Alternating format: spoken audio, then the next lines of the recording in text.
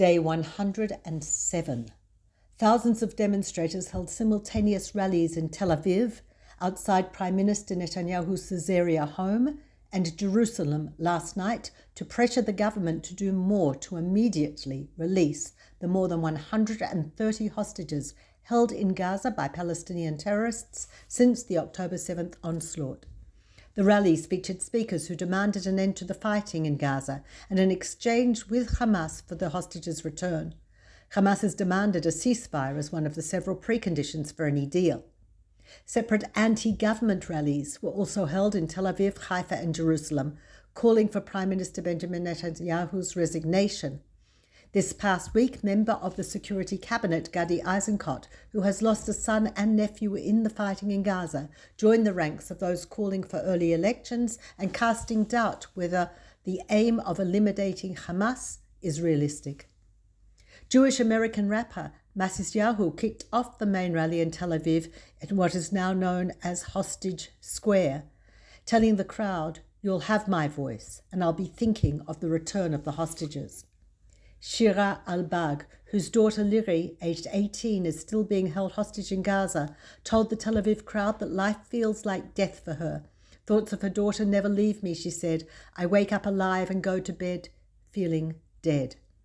2 weeks ago, images of Liri and 3 other women in captivity emerged. Shira said, "It took me a while to recognize her, to understand that the girl in the blue sweatshirt is my daughter."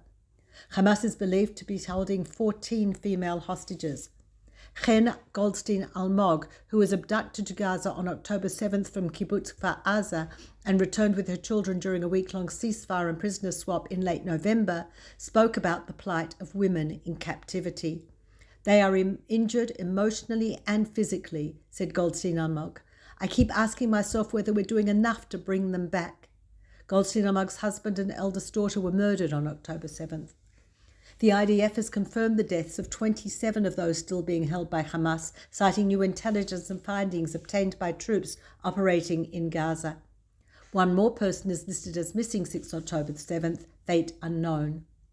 Last night, the IDF released a video showing the inside of a tunnel in southern Gaza's Khan Yunis, where Israeli hostages had been held by Hamas.